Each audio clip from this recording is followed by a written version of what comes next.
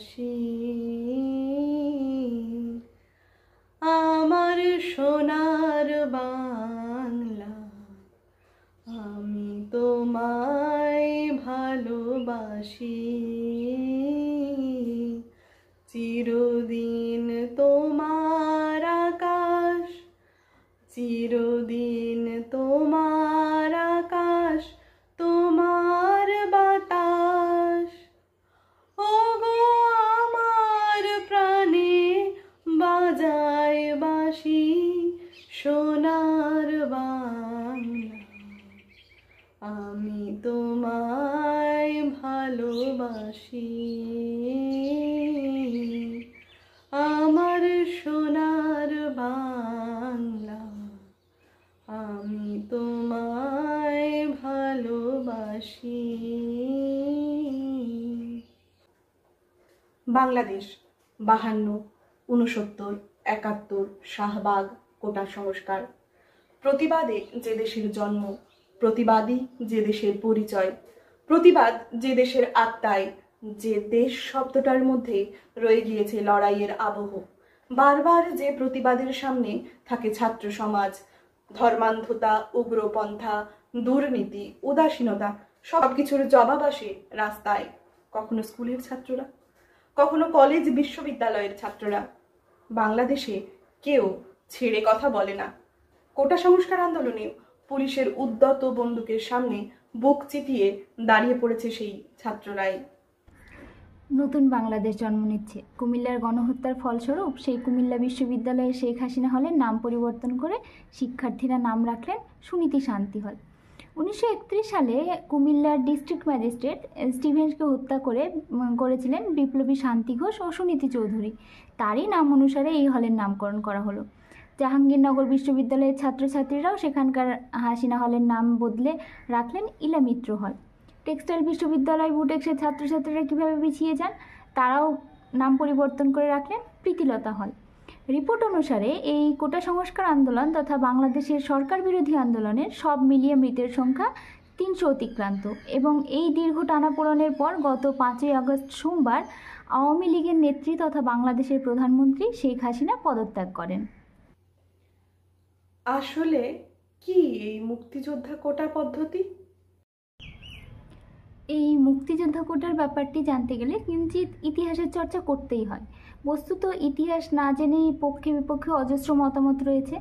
1971 সালে দক্ষিণ এশিয়ার রাজনীতিতে এক অগ্নিগর্ভ বছর। সামরিক শাসক ইয়াহিয়া খানের পাকিস্তানি হানাদার বাহিনীর অত্যাচারে হাড় হিম করা সন্ত্রাস নেমেছে তৎকালীন পূর্ব পাকিস্তানে। প্রায় 3 লক্ষ বাঙালিকে নির্মমভাবে হত্যা করেছিলেন পাক বাহিনী। ধর্ষিতা হয়েছিলেন 3 থেকে 4 লক্ষ বাঙালি মহিলা। পাল্টা গর্জে উঠেছিল পূর্ববঙ্গের বাঙালিরা। পাকিস্তান নয়, স্বাধীন বাংলাদেশ রাষ্ট্রের দাবিতে শুরু হয়েছিল সশস্ত্র যুদ্ধ। পূর্ববঙ্গের গ্রামগঞ্জের নিরীহ সাধারণ দরিদ্র খেটে খাওয়া মানুষ অস্ত্র তুলে নিয়েছিলেন হাতে। শক্তিশালী পাক বাহিনীর বিরুদ্ধে শুরু হয়েছিল গরিলা যুদ্ধ, যাতে সমর্থন জুগিয়েছিল ভারতও। হ্যাঁ, সে তো আমি জানি। 1971 সালে অবরুদ্ধ বাঙালি জাতির সঙ্গে পাকিস্তানি বাহিনীর সশস্ত্র যুদ্ধ শুরু হওয়ার মাত্র 1 সপ্তাহ আগে ভারতে অনুষ্ঠিত 5ম সাধারণ নির্বাচনে ইন্দিরা গান্ধীর নেতৃত্বাধীন কংগ্রেস বিপুল সংখ্যাগরিষ্ঠতা অর্জন করে। নতুন সরকার গঠন ও নবগঠিত সরকারের প্রধানমন্ত্রী হিসেবে ইন্দিরা গান্ধী শপথ নিতে না নিতেই পাকিস্তানি সামরিক জনতা উন্মত্ত হয়ে ওঠে। শুরু হয় ঢাকা সহ বাংলাদেশের সর্বত্র নির্বিচারে গণহত্যা, অবাধ লুণ্ঠন এবং ব্যাপক ধ্বংসযজ্ঞ। ঘটনার আকস্মিকতা এবং রক্তের হোলি খেলা দেখে সারা দুনিয়া একেবারে স্তম্ভিত হয়ে যায়। বাঙালি জাতির এ ঘোর দুর্দিনে ভারতের মতো একটি উদার ও ধর্মনিরপেক্ষ বড় রাষ্ট্রের করণীয় হিসাবে সিদ্ধান্ত গ্রহণে ইন্দিরা গান্ধী দেরি করেননি। তৃতীয় বিশ্বের অত্যন্ত জনবহুল ও দারিদ্র্যপীড়িত একটি দেশের প্রধানমন্ত্রী হয়েও উদার হৃদয় ইন্দিরা গান্ধী দুর্দিনে বাংলাদেশের মুক্তিযুদ্ধকে সমর্থন করেন এবং সাহায্য প্রদানে এগিয়ে আসেন।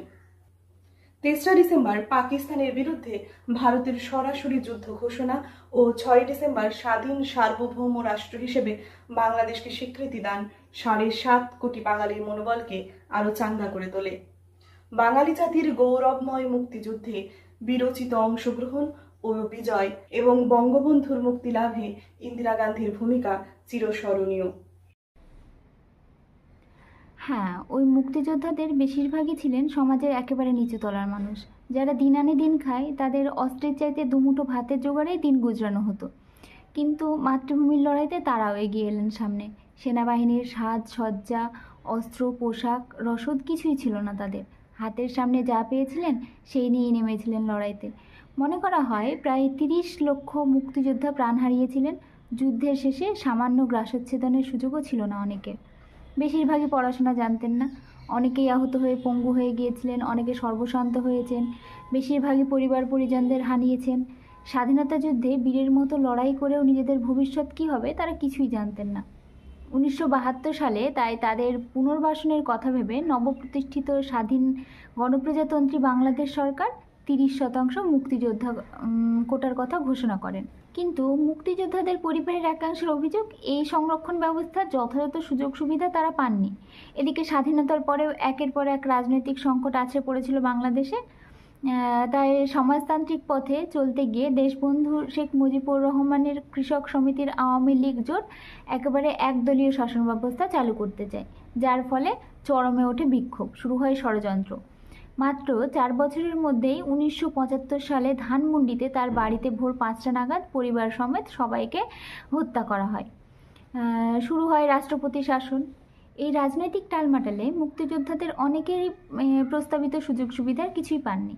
1997 সালে মুক্তিযোদ্ধাদের সন্তানদের জন্য এই সংরক্ষণের দরজা খুলে দেওয়া হয়। 2011 সালে সেটাকে আরও বাড়িয়ে দিয়ে সেই সমস্ত মুক্তিযোদ্ধাদের নাতি নাতনিদেরও কোটার অন্তর্ভুক্ত করা হয়। আর এতেই কার্যত আগুনে ঘি পড়ে। এবং যার ফলাফল আমাদের সকলের চোখের সামনে। 2024-এর 5 জুন বাংলাদেশের হাইকোর্ট কোটার পক্ষে রায় দেয়। ঢাকার সরকারি বেসরকারি বিভিন্ন বিশ্ববিদ্যালয়ের ছাত্ররা সমবেত হয়ে প্রতিবাদে নামেন। সে সময় ঈদ ছিল, তাই উৎসবের মেজাজে আন্দোলন খানিকটা পিছিয়ে যায়। এর আগে 2018 সালে এই কোটা ব্যবস্থা তুলে নিয়ে নির্দেশিকা জারি করেছিল শেখ হাসিনা সরকার। পরে সেই নির্দেশিকার বিরুদ্ধে 2021 সালে বাংলাদেশ হাইকোর্টে মামলা করেছিলেন 7 মুক্তিযোদ্ধা পরিবারের সদস্য। চলতি বছরের 5 জুন হাইকোর্টে হাসিনা সরকারের নির্দেশিকা বাতিল হয়েছিল। সরকারি চাকরি থেকে কোটা তুলে নেওয়ার দাবি জানিয়ে হাইকোর্টের সেই রায়ের বিরুদ্ধে নামেন বাংলাদেশের পড়ুয়ারা। এরপর দেশ জুড়ে কোটা বিরোধী আন্দোলন শুরু হয়। মূলত 15 জুলাই 2024 থেকে পরিস্থিতি ভয়াবহ আকার নেয়। শেখ হাসিনা সরকারের বিরুদ্ধে স্লোগান ওঠে, দাবি ওঠে পদত্যাগের। বাংলাদেশ অগ্নিগর্ভ হয়, আগুন লাগানো হয় সেখানের নানান প্রতিষ্ঠানে, মিডিয়া হাউসে। পাল্টা কঠোর হাতে দমন শুরু হয় প্রশাসনের তরফে। এরপর শতাধিক মৃত্যুর খবর আসতে থাকে। বাংলাদেশে অলিগলি হতে থাকে রক্তাক্ত, চলে গ্রেফতারি। পরবর্তীতে 21শে জুলাই বাংলাদেশের সরকারি চাকরিতে কোটা পুনর্বহালের হাইকোর্টের রায়ের বিরুদ্ধে সুপ্রিম কোর্টে করা লিভ টু অ্যাপিলের শুনানি হয়। সেই মামলায় বাংলাদেশের শীর্ষ কোর্ট বলেছিল, এখন থেকে সরকারি চাকরিতে 93% নিয়োগ হবে মেধার ভিত্তিতে। বাকি 7%-এর মধ্যে 5% মুক্তিযোদ্ধা কোটা, 1% কোটা থাকবে পিছিয়ে পড়া গোষ্ঠীর জন্য, আর 1% প্রতিবন্ধী তৃতীয় লিঙ্গ কোটা হিসেবে থাকবে। সরকারি চাকরিতে এই কোটা মূলত মুক্তিযোদ্ধাদের পরিবার, পিছিয়ে পড়া গোষ্ঠী ও তৃতীয় লিঙ্গদেরকে নিয়েই করা হয়েছিল। সেই কোটা নিয়ে হাইকোর্টের রায়ে ক্ষোভে ফেটে পড়েছিল বাংলাদেশের এক বড় অংশের পড়ুয়ারা। সুপ্রিম কোর্টে যতক্ষণে রায় এসেছিল ততক্ষণে 151 জনের মৃত্যু হয়ে গিয়েছে। এদিকে ছাত্র আন্দোলন হিসেবে শুরু হয় এই আন্দোলন ক্রমাগত হাসিনা বিরোধী আন্দোলনের দিকে যেতে থাকে, সরকার উচ্ছেদের দিকে যেতে থাকে কোটা পরিস্থিতি। বাংলাদেশের এই উত্তাল পরিস্থিতিতে ইন্টারনেট বন্ধ হয়েছিল বহু জায়গায়।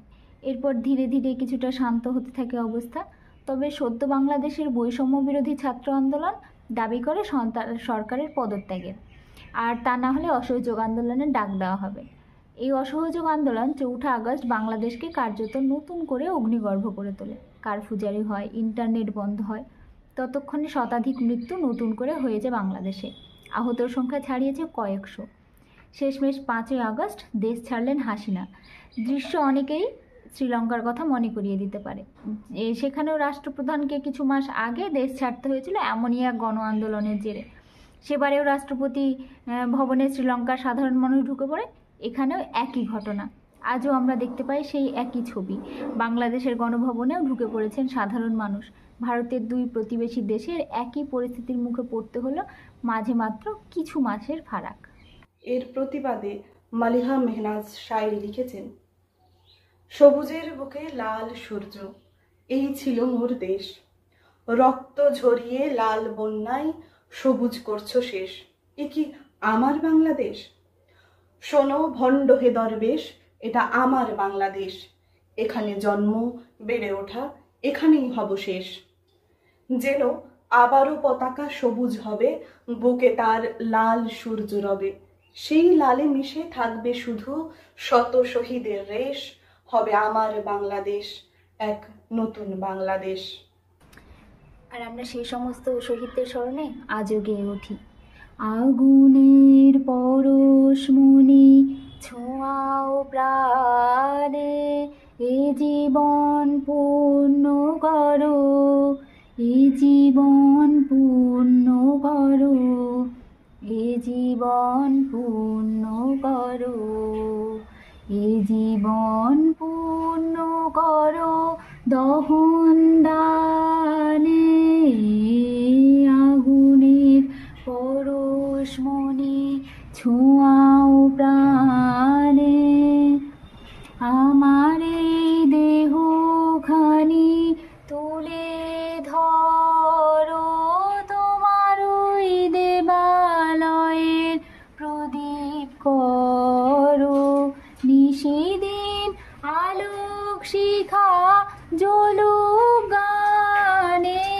নিশিদিন আলোক শিখা জ্বলুক গানে,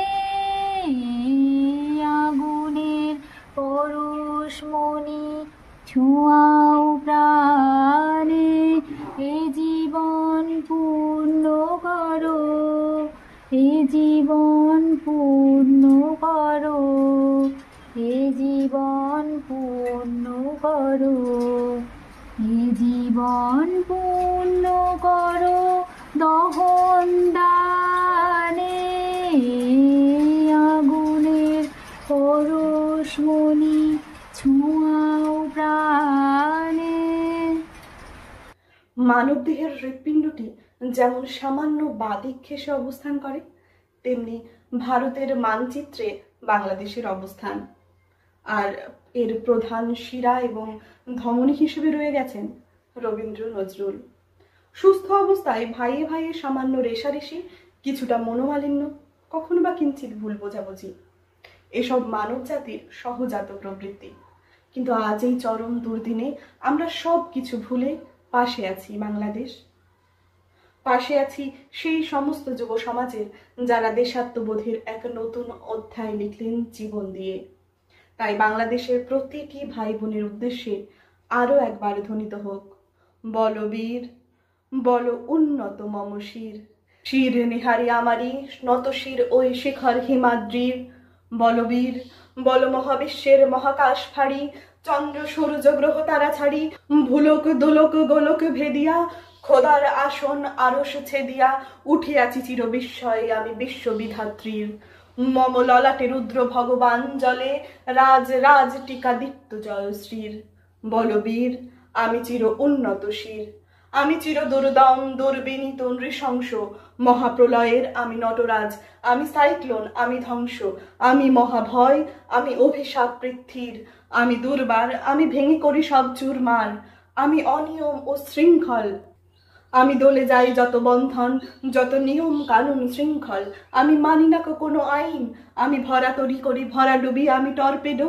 আমি ভীম ভাসমান মাইন, আমি ধৈর্যটি, আমি এলোকেশে ঝড় অকাল বৈশাখীর, আমি বিদ্রোহী সুত বিশ্ববিধাত্রীর, বলবীর চির উন্নত মম শির, আমি ঝঞ্ঝা, আমি ঘূর্ণি, আমি পথ সম্মুখে যাহা পাই যাই চূর্ণি, আমি নৃত্য পাগল ছন্দ, আমি আপনার তালে নেচে যাই, আমি মুক্ত জীবনানন্দ, মহাবিদ্রোহী রণক্লান্ত, আমি সেই দিন হব শান্ত, যবে উৎপীড়িতের ক্রন্দন রোল আকাশে বাতাসে ধ্বনিবে না, অত্যাচারীর খড়গ কৃপান ভৃং রণভূমে রণিবে না, বিদ্রোহীর অনুক্লান্ত, আমি সেই দিন হব শান্ত। ধন ধান্য পুষ্প ভরা আমাদের এই বসুন্ধরা, তাহার মাঝে আছে দেশ এক, সকল দেশের সেরা। ও সে স্বপ্ন দিয়ে তৈরি সে দেশ, স্মৃতি দিয়ে ঘেরা। এমন দেশটি কোথাও খুঁজে পাবে না কো তুমি, সকল দেশের রানী সেজে আমার জন